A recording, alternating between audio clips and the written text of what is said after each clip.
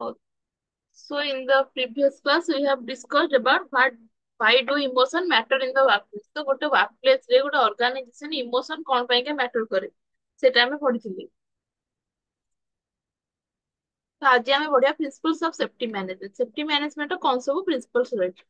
Safety management କଣ ତ ଦେଖ ଯେତେବେଳେ ଗୋଟେ ଅର୍ଗାନାଇଜେସନ ରେ ସବୁ ପ୍ରଡକ୍ସନ ହଉଛି, ଇଣ୍ଡଷ୍ଟ୍ରି ସବୁ ଅଛି, ସବୁ ପ୍ରଡକ୍ସନ ହଉଛି, ସେଥିରେ କଣ ମାନେ ବହୁତ ସାରା ପ୍ରୋସେସ ରହୁଛି ଯୋଉଗୁରା କି ଆମର ହ୍ୟୁମାନ ମାନଙ୍କ ପାଇଁ ହାର୍ମଫୁଲ। ତ ସେ ସବୁ ହେଲା ଆମର ମାନେ ସେଇ ସବୁକୁ ଆମର ଜଗିବା ପାଇଁକା ସେଇ ସବୁ ତା ପାଇଁ ଆମେ କଣ ପ୍ରିକସନ ନବା ତାକୁ ଆମେ କହିବା ସେଫ୍ଟି ମ୍ୟାନେଜମେଣ୍ଟ। ତ ଆମର ପ୍ରିନ୍ସିପଲ୍ସ ଅଫ ସେଫ୍ଟି ମ୍ୟାନେଜମେଣ୍ଟ ରେ ରହିଲା establish and observe a written policy with written corporate safety policy, create an independent safety review process, identify and evaluate the severity and foreseeability of product hazards, then conduct a design review assessing the risk of injury by considering hazards, the environment and foreseeable use. The first attempt to eliminate hazard, if not possible, then reduce the opportunity for injury by guarding against the hazard. ତ ଏଇ ସବୁ ଅଛି ତ ଏଇଟା ଆମେ one by one discussion କରିବା।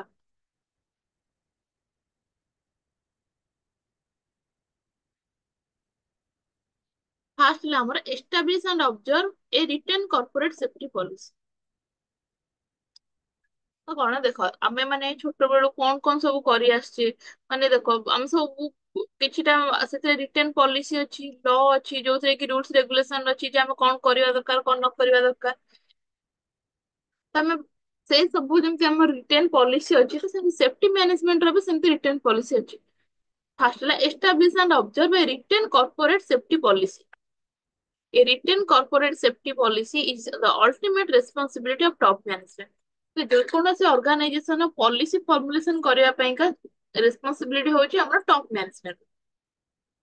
The document is designed to detail executive commitment, both statutory and voluntary, to the concept of system safety. A before the fact management system designed to ensure the production and distribution of reasonably safe product. ତ କଣ ଦେଖ ଆମର ଲ ରେ କିଛିଟା rule ଅଛି ଯୋଉଟା କି mandatory ଆଉ ସେଟା ଭଲୁଣ୍ଟାରୀ, ମାନେ ଯୋଉଟାକୁ ଆମେ ନିଶ୍ଚୟ ଫଲୋ କରିବାକୁ ପଡିବ, ଆଉ ଗୋଟେ ହେଲା କି ଯୋଉଟା ଆମ ଉପରେ ଡିପେଣ୍ଡ କରେ ଆମେ ସେଟା ଫଲୋ କରିପାରିବା ନ ଫଲୋ ବି କରିପାରିବା। ତ ସେମିତି ଯାହାବି ଗୋଟେ କମ୍ପାନୀରେ ରୁଲସ ରେଗୁଲେସନ ଥାଏ ତା ଭିତରେ କିଛିଟା ଷ୍ଟାଟ୍ୟୁଟରୀ ମ୍ୟାଣ୍ଡେଟୋରି ଥାଏ ଆଉ କିଛିଟା ଭଲୁଣ୍ଟାରୀ ଥାଏ।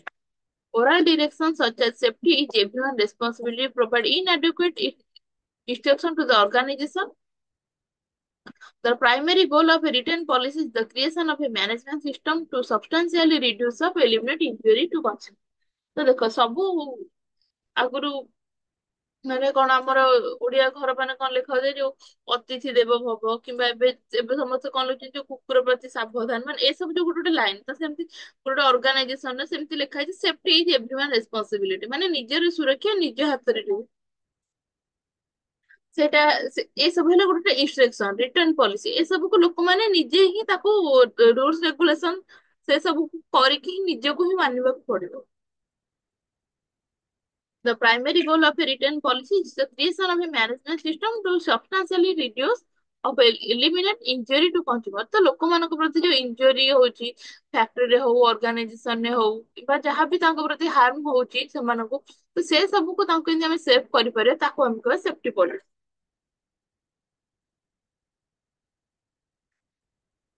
Then create an independent safety review process. The independence of the safety function within the management structure is crucial to successful analysis of potential product danger। ତ କଣ ଆମେ ସେଫ୍ଟି ରିଭ୍ୟୁ ପ୍ରୋସେସ କରିବା, ତ ଦେଖ ଆମେ ଯେତେବେଳେ ଘରେ ବି ଗୋଟେ କାମ କରୁଛେ, ଆମ ସପୋଜ ତମ ଘରେ ତମ ବାପା କିଛି କାମ ଦେଇଛନ୍ତି ତ କଣ ସେ ଆସି ମଝିରେ ମଝିରେ ଚେକ୍ କରନ୍ତି ତମେ କରିଛ କି ନାଇଁ। ତ ସେମିତି ଆମେ ଯୋଉ ଟ୍ୟୁସନ ଯାଉଛେ ଟ୍ୟୁସନରେ ଆମକୁ ଟିଚର କିଛି କାମ ଦେଇଥାନ୍ତି କରିବା ପାଇଁ ପାଠ କରିବା ପାଇଁ ଦେଇଥାନ୍ତି, ସେମାନେ ବି ଆସି ଚେକ୍ କରନ୍ତି କାମ କରୁଛ କି ନାଇଁ। ତ ସେମିତି ଗୋଟେ ଅର୍ଗାନାଇଜେସନ ୱାର୍କର୍ସ ମାନଙ୍କୁ ଯେତେବେଳେ କାମ ଆସାଇନ କରାଯାଉଛି ତ ସେତେବେଳେ କଣ ଗୋଟେ ରିଭ୍ୟୁ ପ୍ରୋସେସ ବି ରଖିବା ଦରକାର। The safety manager must be able to order safety related analysis by the various technical division and have the authority to integrate the result of presentation directly to top management for decision on injury control। ତ କଣ ଯୋଉ safety manager ରହିଲେ ଗୋଟେ ଗୋଟେ ଅର୍ଗାନାଇଜେସନରେ ସେମାନଙ୍କର roll ଯେ ସେମାନେ ମଝିରେ ମଝିରେ ଯାଇକି ୱାର୍କର୍ସ ମାନଙ୍କୁ ରିଭ୍ୟୁ କରିବେ, ତାଙ୍କର ଯୋଉ ୱାର୍କ ପ୍ରୋସେସ କୁ ରିଭ୍ୟୁ କରିବେ। The safety director of one will preside over a safety review board is comprised of member from the technical division. ତ ଯୋଉ ଟେକ୍ନିକାଲ ଡିଭିଜନରେ ଲୋକମାନେ ରହିଲେ ସେମାନଙ୍କ ସହିତ ତାଙ୍କୁ ସହିତ ମିଶିକି ଗୋଟେ ସେଫ୍ଟି ମ୍ୟାନେଜର ଗୋଟେ ଅର୍ଗାନାଇଜେସନ କାମକୁ ବଢେଇବ।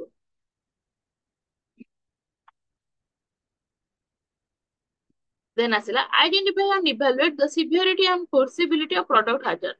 ତ ଦେଖ ତମେ ମାନେ ଏସିଡ ଦେଖିଥିବ, ଏସିଡ ମୁଭି ମାନଙ୍କରେ ଯୋଉ ୟୁଜ କରନ୍ତି କିମ୍ବା ଆମର ସଫା ହେଲା ବେଳେ ଯୋଉ ଟାଇଲ ସଫା ହେଲା ବେଳେ ଏସିଡ ୟୁଜ ହୁଏ, ତ ସେ ସବୁକୁ କେମିତି ପ୍ରପରଲି ୟୁଜ ହବ, ଆମେ ତାର କଣ ଡେଞ୍ଜର, ତାର କଣ ଫ୍ୟୁଚରରେ ସେ କଣ ଡେଞ୍ଜର ପ୍ରୋଭାଇଡ କରିବ, କଣ ତା ପ୍ରତି ଆମକୁ ହାର୍ମ ହବ ତା ପାଇଁ କାମ, ସେଇଟା ଆମେ ଜାଣିଛେ।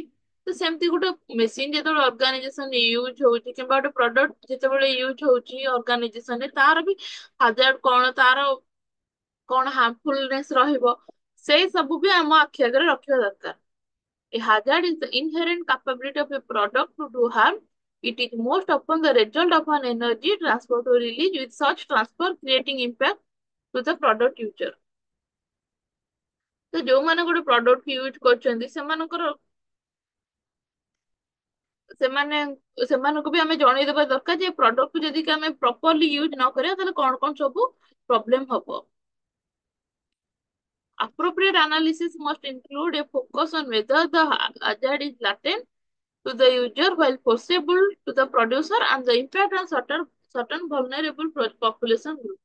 ତ ଗୋଟେ ପ୍ରଡକ୍ଟ କଣ କଣ ଇମ୍ପାକ୍ଟ ରହୁଛି ସେ ସବୁର ସୋସାଇଟି ପ୍ରତି କଣ ଇମ୍ପାକ୍ଟ ରହୁଛି ସେ ସବୁକୁ ଆମେ ଜାଣିଥିବା ଦରକାର।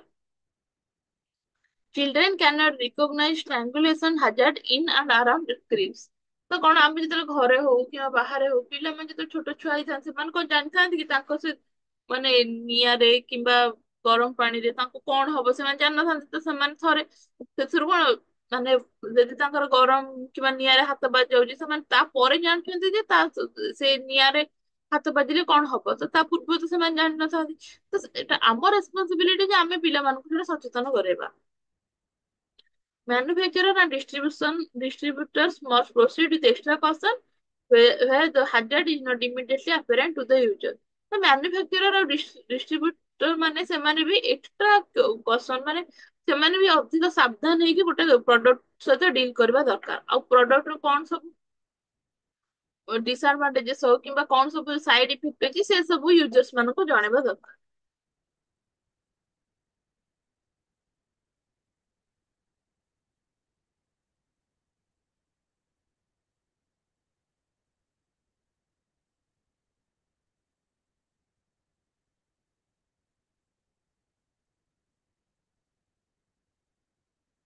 Then ଆସିଲା conduct a design review assessing the risk of injury by considering the hazard, the environment and foreseeable use।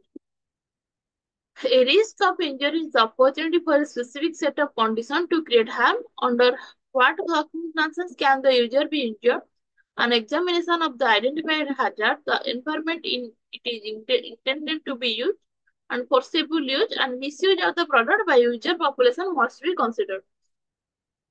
ତ ଗୋଟେ ସ୍ପେସିଫିକ କଣ୍ଡିସନରେ ଗୋଟେ ମେସିନ ହଉ କିମ୍ବା ଗୋଟେ ପ୍ରଡକ୍ଟ ହଉ ତାର ସବୁ କଣ ସବୁ ହାଜାର୍ଡସ ରହିଛି ସେଇ ସବୁ କେମିତିଆ ସିଚୁଏସନରେ କାମ କରେ ସେ ମେସିନ, କୋଉ କଣ୍ଡିସନରେ ଆମର ଯାହାବି ମାନେ ଟେମ୍ପରେଚର କେତିକି ରହିବା ଦରକାର ଗୋଟେ ମେସିନ ୟୁଜ କରିବା ପାଇଁକା, ତ ସେ ସବୁ ଯାହାବି ସବୁ ଆସୋସିଏଟେଡ ରିସ୍କ ରହୁଛି ଗୋଟେ ପ୍ରଡକ୍ଟ ପ୍ରତି ଆସୋସିଏଟେଡ ହାଜାର୍ଡସ ରହୁଛି ସେ ସବୁ ଲୋକମାନଙ୍କୁ ଆମେ ଜଣେଇବା ଦରକାର, ସେଇଟା ହେଲା ଆମ duty.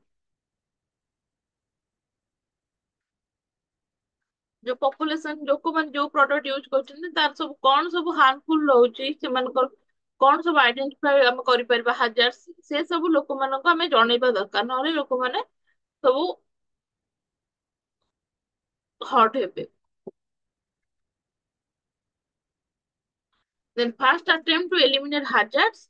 If not possible, then reduce the opportunity for injured by guarding against the hazards।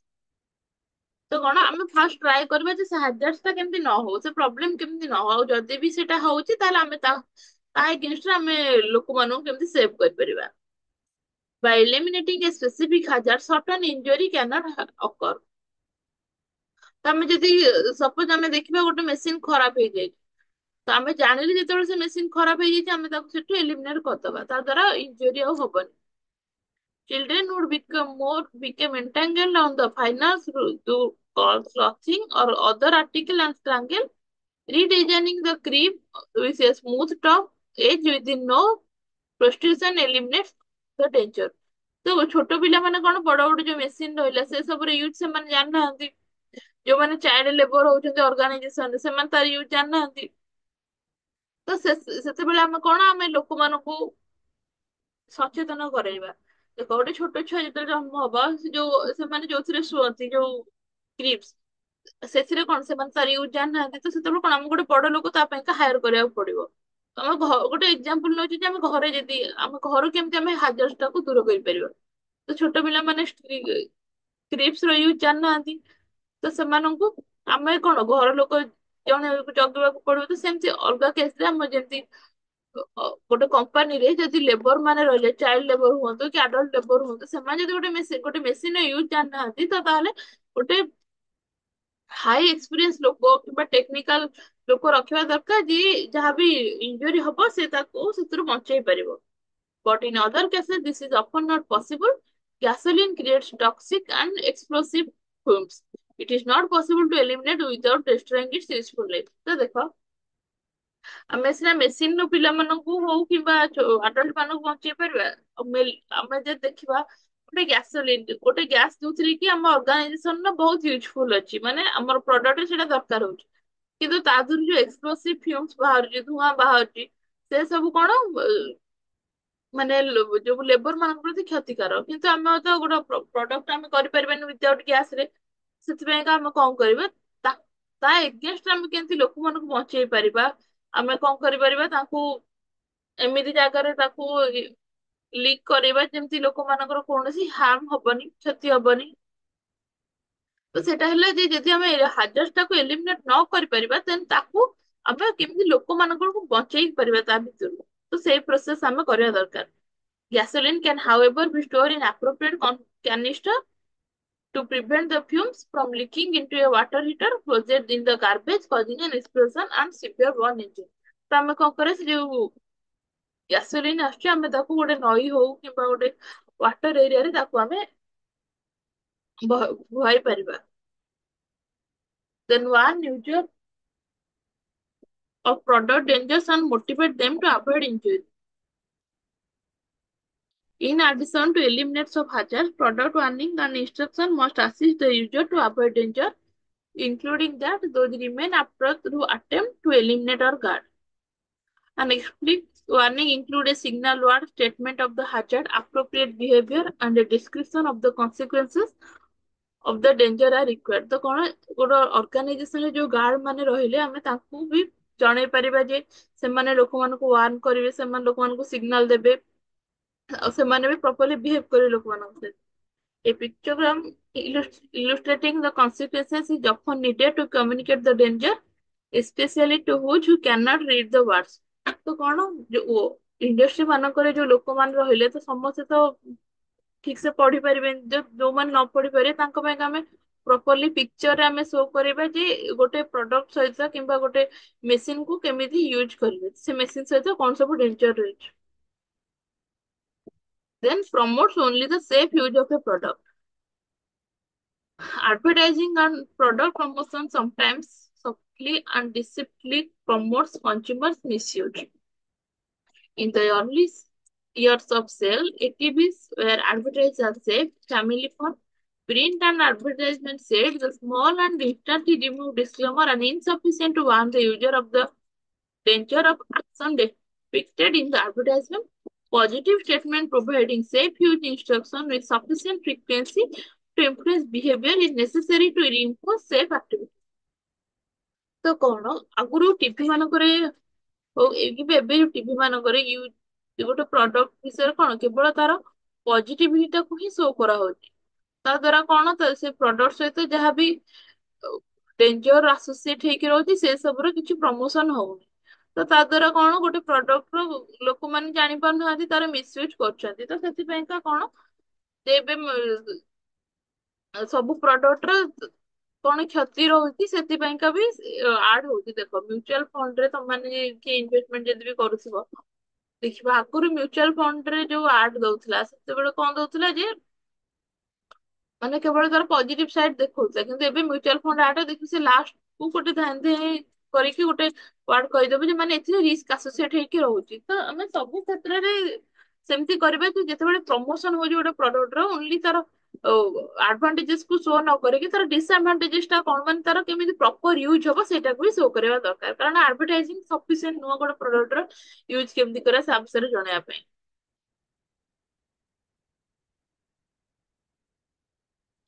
Then maintain safety related record during the useful life of the product. An effective product safety system requires records in sufficient detail to allow for timely detection of safety hazards and trends for tracing product defects in assembly, components and overall design. ତ ଗୋଟେ product ର କଣ ସବୁ detail ଦରକାର, ତାର ସେ ସବୁକୁ ଆମେ ରେକର୍ଡ କରିକି ରଖିବା ଯେ ତାର କଣ ସବୁ ହାଜାର୍ଡସ୍ ରହୁଛି କିମ୍ବା ତାର ଟ୍ରେଣ୍ଡସ୍ କେମିତି ରହିବ, ସେଲ କେମିତି ହବ, ସେ ସବୁର ଆମେ ରେକର୍ଡ ରଖିବା। Record necessary to provide sufficient data for management decision include safety related product changes, test result, consumer complaints, product liability lawsuits, location of the product within the distribution chain, then government injury data and engineering report। ତ କଣ ସେ ରେକର୍ଡରେ ଆମେ sufficient data provide କରିବା ଯୋଉଟା କି ଆମର help କରିବ ପ୍ରଡକ୍ଟର ଚେଞ୍ଜେସ୍ ହବ ଯାହା ବି ସେଫ୍ଟି ରିଲେଟେଡ କିମ୍ବା ଟେଷ୍ଟ ରିଲେଟେଡ କିମ୍ବା କନଜ୍ୟୁମର ମାନେ ଯଦି ଗୋଟେ ପ୍ରଡକ୍ଟ ନେଇ କମ୍ପ୍ଲେନ କରୁଛନ୍ତି, ସେଇ ସବୁ ଯଦି ରେକର୍ଡ ଆମେ ପ୍ରପର ରଖିଥିବା ତାହେଲେ ଆମର ହେଲ୍ପ ହବ ଏଇଟା ମାନେ ରିପୋର୍ଟରେ। An integral part of the corporate safety policy is establishing of system of record and a directive concerning retention of those documents। ତ ଗୋଟେ ଇଣ୍ଟିଗ୍ରାଲ ପାର୍ଟ ହଉଛି ଆମର ସେଫ୍ଟି ପଲିସିରେ ଯେ ଆମେ ଲୋକମାନଙ୍କୁ ଡିରେକ୍ସନ ପ୍ରୋଭାଇଡ କରିବା ସେ ସବୁ ଡକୁମେଣ୍ଟକୁ ରଖିକି ଡକୁମେଣ୍ଟରୁ ହିଁ ଆମେ ଡକୁମେଣ୍ଟେସନ ଆମେ ଯଦି ପ୍ରପର କରିବା। ତ ଗୋଟେ ପ୍ରଡକ୍ଟ ସପୋଜ ଗୋଟେ ମେସିନ ଅଛି, ସେ ମେସିନରେ ଏଇ ଇୟରରେ କେତେ କଣ ଆକ୍ସିଡେଣ୍ଟ ହେଇଛି, ଦେନ୍ ପ୍ରିଭିୟସ ଇୟରରେ କେତେ ଆକ୍ସିଡେଣ୍ଟ ହେଇଥିଲା, ସେ ସବୁ ଆମେ ରେକର୍ଡ ରଖିଲେ ହିଁ ଆମେ ସେଫ୍ଟି ପଲିସି କରିପାରିବା। A document restriction policy of 3 years concerning a product with a useful life of 7 years deprives the organization for the opportunity to protect users from danger। ତ ଗୋଟେ ପ୍ରଡକ୍ଟରେ ଆମେ ଯଦି ଆମେ ଡାଟା ପ୍ରପରଲି ରଖିପାରିବା ଦେନ୍ ପ୍ରଡକ୍ଟରେ ଆମେ ମାନେ ସେଇ ତାକୁ ଦେଖିକି ହିଁ ଆମେ ତାର ବେଟର କରିପାରିବା ତାକୁ। ସପୋଜ ଆମେ ଦେଖିଲେ ଗୋଟେ ପ୍ରଡକ୍ଟରେ କାହାର କାହାର ଦେହ ଖରାପ ହଉଛି, ତ ସେ ସବୁ ରେକର୍ଡ ରଖିଥିଲେ ହିଁ ଆମେ ଯେତେବେଳେ ସେ ପ୍ରଡକ୍ଟ ଟାକୁ ପ୍ରଡ୍ୟୁସ ଏଗେନ କରିବା ସେ ସବୁ ଏଲିମେଣ୍ଟସ ଆମେ କାଢିଦବା ଯୋଉଟା କି ଲୋକମାନଙ୍କୁ କିଛି କ୍ଷତି କରଉଛି। Then continuously monitor the safety performance of the product in the hands of user। Once a manufacturer distributor had concluded that a product is reasonably safe based on pre-production review and analysis, the product is ready for distribution to user। ତ once ଯଦି ମ୍ୟାନୁଫାକ୍ଚର ରହିଲେ, distribution ରହିଲେ, distributor ରହିଲେ, ସେମାନେ production ପୂର୍ବରୁ ସବୁ ଯାହାବି ସବୁ ଏଲିମେଣ୍ଟ ରହିଲା ତାକୁ ପ୍ରପରଲି ୟୁଜ କରିଦେବେ। ତ ଯେମିତି ଆମର ଯୋଉ କ୍ଷୀର ଫ୍ୟାକ୍ଟ୍ରି ମିଲ୍କ ଫ୍ୟାକ୍ଟ୍ରି ରହୁଛି ତା ଭିତରେ ଯାହାବି ସବୁ ପ୍ରଡକ୍ଟ ର ସେ ସବୁ ଆଗରୁ ହିଁ ଟେଷ୍ଟ ହୁଏ ତାଙ୍କ ଲ୍ୟାବରେ। Then feedback from the product user is critically to determining whether subsequent corrective action is necessary। Government injury data such as the National Electronic Injury Surveillance System ଯାହାର short form ହେଲା NEISS is a primary resource for management safety data। ତ ଯୋଉମାନେ ଆମ milk ପ୍ରଡକ୍ଟର example ନେଇଥିଲି, ତ milk ପ୍ରଡକ୍ଟରେ ସେମାନେ ଯେମିତି ପୂର୍ବରୁ ତାର ସବୁ ଲ୍ୟାବରେ ଟେଷ୍ଟ କରୁଛନ୍ତି, ତାପରେ ପ୍ରଡକ୍ଟଟା ଯେତେବେଳେ କନଜ୍ୟୁମର ମାନଙ୍କ ପାଖକୁ ପହଞ୍ଚି ଯାଉଛି ତ ସେତେବେଳେ ବି ସେମାନେ କନଜ୍ୟୁମର୍ସ ମାନଙ୍କର ଫିଡବ୍ୟାକ ନଉଛନ୍ତି ଆଉ ସେମାନେ ଦେଖୁଛନ୍ତି ଯଦି ତାଙ୍କ ଦ୍ଵାରା କୌଣସି ମାନେ ଆକ୍ସନ ନେଇପାରିବେ ଗୋଟେ ପ୍ରଡକ୍ଟର ବେଟରମେଣ୍ଟ ପାଇଁ। An appropriate corrective action plan during including the recall of the valve and notification to consumer was to taken to protect consumer from the danger of gas explosion। ତ ଦେଖିଥିବ ଗ୍ୟାସ ଆମର ଯୋଉ cylinder ଆସୁଛି ତା ଦେହରେ instruction ଲେଖାଥିବ, ଦେନ୍ ତାପରେ ତାକୁ normal ଲୋକମାନେ ସେଗୁଡାକୁ ଠିକ କରିପାରିବେନି, ଯୋଉମାନେ ସେ ବିଷୟରେ ଜାଣିଥିବେ ସେମାନେ ହିଁ ଠିକ କରିପାରିବେ। ତ ସେଥିପାଇଁକା କଣ ଯୋଉ ଆମର ଭାରତ ଗ୍ୟାସ ହଉ ତାଙ୍କର ସେ ଯୋଉ ତାର ଟ୍ରାନ୍ସପୋର୍ଟେସନ ପାଇଁ ବି ତାଙ୍କର ପ୍ରପର ଲୋକ ଅଛନ୍ତି, ଆମେ ନର୍ମାଲ ଲୋକ ତାର ଟ୍ରାନ୍ସପୋର୍ଟେସନ କରିବେନି। ତ ସେଇ କମ୍ପାନୀ ମାନେ ତାଙ୍କର ଯଦି ଗ୍ୟାସ ଏକ୍ସପ୍ଲୋଜନ ନ ହବ ସେମାନେ ସେଥିପାଇଁକା ଷ୍ଟେପ ନେଇଛନ୍ତି। Then promptly notify product user and institute recall procedure where necessary to substantially reduce or eliminate injury. Upon discovery of a product hazard after distribution to the public, immediate notification of the danger and quick step to protect users from the injury are critical.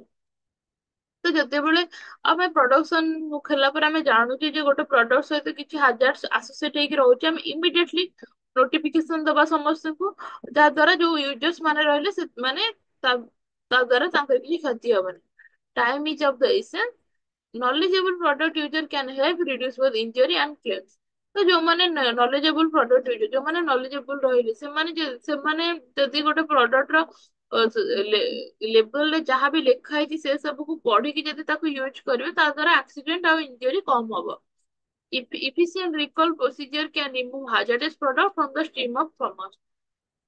ତ stream of commerce କଣ, ଆମର ଯୋଉ ରହିଲା ଆମ ଗୋଟେ production process ର starting ରୁ ର ମେଟେରିଆଲ ରୁ ନେଇକି ଫିନିଶ ଗୁଡ ପର୍ଯ୍ୟନ୍ତ, ସେ ଯୋଉ କନଭର୍ଟ ହେଲା, ତାପରେ ସେଟା ଯୋଉ ଏଣ୍ଡ ୟୁଜରଙ୍କ ପାଖକୁ ପହଞ୍ଚିଲା, ସେଇଟା ସବୁ ଯୋଉ ଷ୍ଟ୍ରିମ୍ ଅଫ କମର୍ସ ର ପାର୍ଟ। ସେମାନେ ସବୁ କଣ କରିବେ, ତ ଆମେ ସେତେବେଳେ ଗୋଟେ ପ୍ରଡକ୍ଟ ସହିତ କଣ ବି ସବୁ ଡେଞ୍ଜର ଆସୋସିଏଟ ହେଇକି ରହିଛି ଆମେ ତାକୁ ଦେଖିପାରିବା। ମାନେ ସେ ସବୁକୁ ଆମେ ଯଦି ପ୍ରପରଲି ରିକଲ କରିବା, ପ୍ରପରଲି ତାକୁ ରିଭ୍ୟୁ କରିପାରିବା, ତାହେଲେ ଆମେ ସେ ସବୁର ଯାହା ବି ଇଞ୍ଜୁରୀ ରହିବ ତାକୁ ଆମେ ଏଲିମିନେଟ କରିପାରିବା।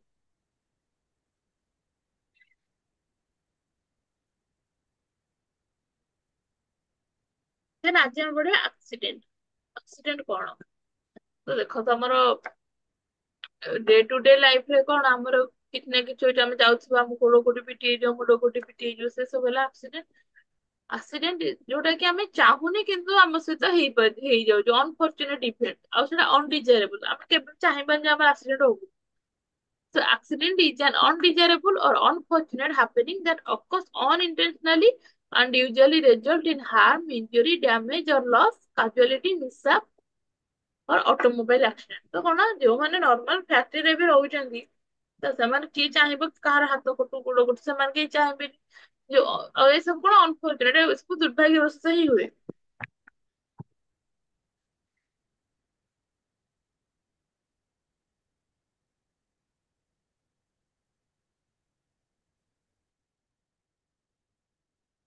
କଣ ଆକ୍ସିଡେଣ୍ଟ ଆମର ହେଲା ଅନଡିଜାରେବଲ ଆଉ ଅନଫର୍ଚୁନେଟ ଇଭେଣ୍ଟ, ଯୋଉଟା କି ଆମର ହାର୍ମ, ତା ଦେହରୁ ଅନଇଣ୍ଟେନସନାଲି ହାର୍ମ, ଇଞ୍ଜୁରୀ, ଡ୍ୟାମେଜ, ଲସ୍ ଆଉ କାଜୁଆଲିଟି ମିଶା ହେଇପାରେ, ଆଉ automobile accident or an event that happens by chance or that is without apparent or deliberate cause। ତ ସେଇଟା ବି କୌଣସି ମାନେ ୱିଦାଉଟ୍ କଜ୍ ରେ ବି ହେଇଥାଏ। ତମେ ମାନେ ଫ୍ୟାକ୍ଟ୍ରିରେ ତମ ନିଜର କୌଣସି ଦୋଷ ନଥାଇକି ବି ଯଦି ଆକ୍ସିଡେଣ୍ଟ ହେଇଯାଉଛି, ସେଇଟାକୁ କଣ without any ଡେଲିବରେଟ cause.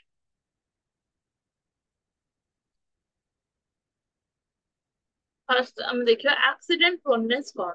Examination of safety record often shows that out of all the workers doing the same job and being subjected to the same physical environment, only few have a substantially more accident than the rest। Such worker, such few workers are found consistently to experience more accident than the average, or other workers are classified as accident prone workers or employees। ତ କଣ normally ରାସ୍ତା ମାନଙ୍କରେ ବି ଲେଖାଯାଏ, ରାସ୍ତା ହଉ area ମାନଙ୍କରେ ଲେଖା ହେଇଯାଇଥାଏ accident prone area. ତ ସେମିତି ଅର୍ଗାନାଇଜେସନରେ କଣ, ଯଦି ସମସ୍ତଙ୍କୁ ସେମ ଜବ ଦିଆଯାଉଛି, ସମସ୍ତଙ୍କୁ ସେମ ଏନଭାରମେଣ୍ଟ ଦିଆଯାଉଛି, କିନ୍ତୁ କିଛି ଲୋକଙ୍କର ଚାନ୍ସ ରହୁଛି ଯେ ତାଙ୍କ ଦ୍ଵାରା ଆକ୍ସିଡେଣ୍ଟ ହେଇପାରେ, ତ ସେମାନଙ୍କୁ ଆମେ କହିବା accident prone workers.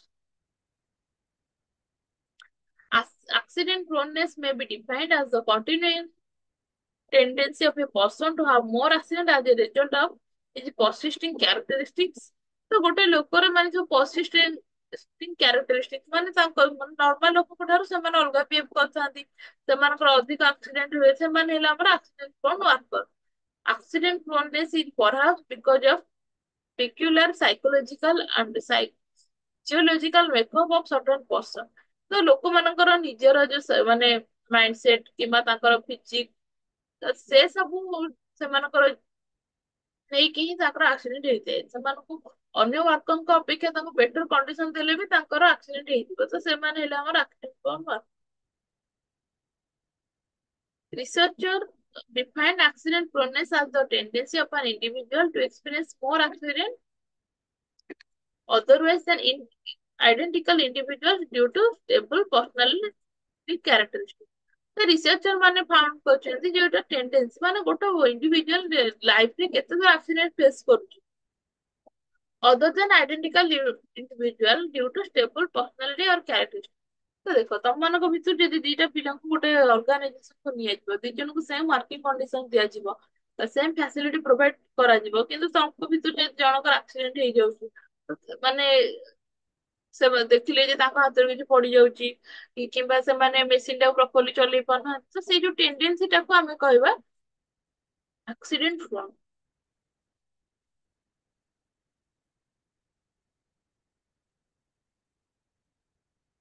Cause of accident proneness ଗୋଟେ ମାନେ ୟାର ରିଜିନ କଣ?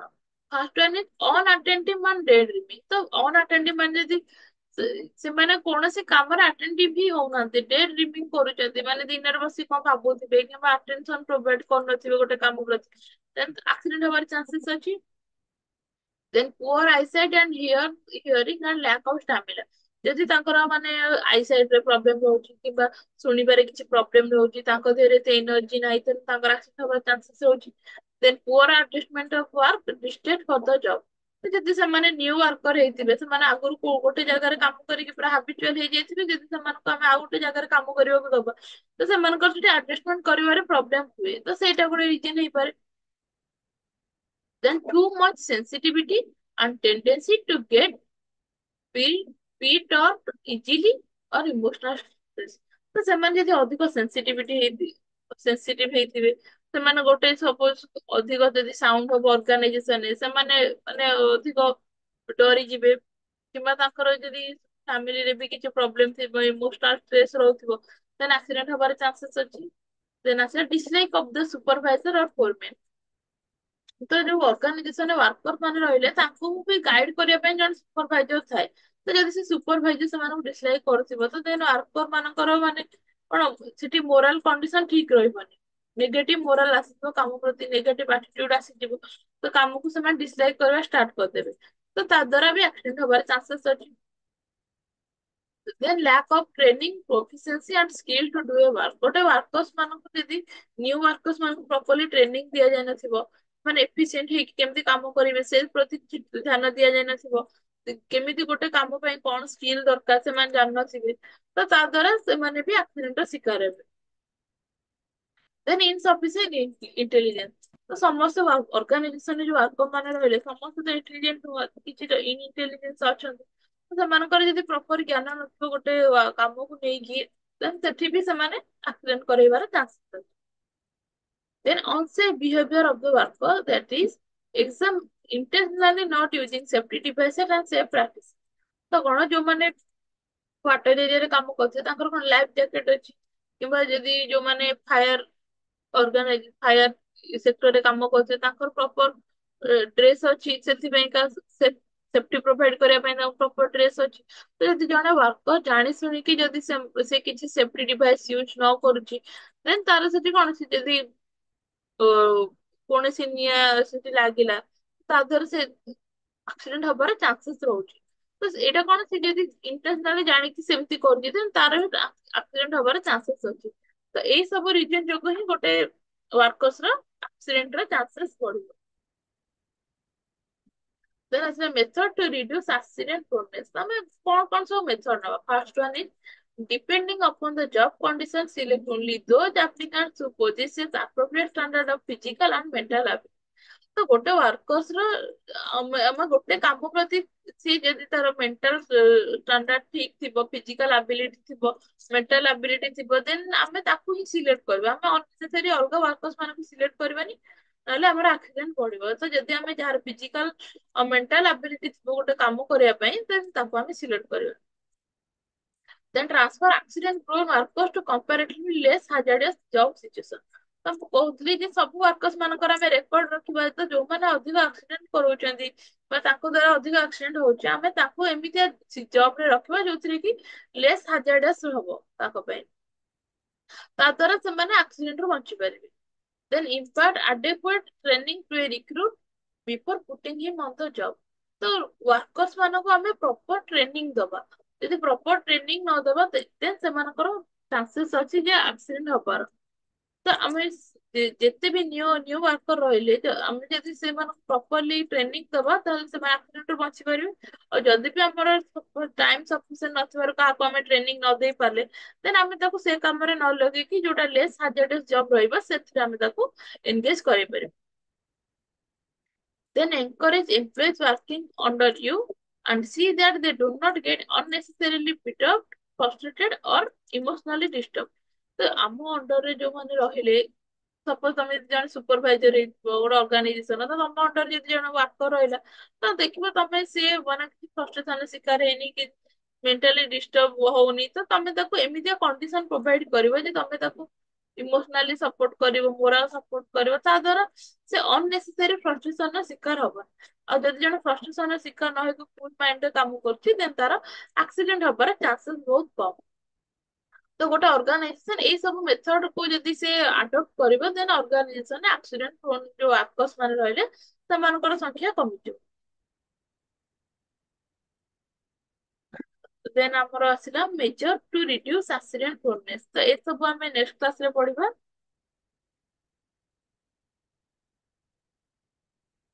ତ ଆମେ ଏଇଠି କ୍ଲାସ ଏଇଠି ଏଣ୍ଡ କରିବା। ତମର ନେକ୍ସଟ କ୍ଲାସ ଅଛି ତମେ ଜଏନ କରିବ। ଥ୍ୟାଙ୍କ ୟୁ ଯୋଉମାନେ ବି ଜଏନ କରିଛ। ଆଉ ଯୋଉମାନେ ରୋଲ ନମ୍ବର ମେସେଜ କର ଚାଟ ବକ୍ସ ରେ ମେସେଜ କରିଦିଅ।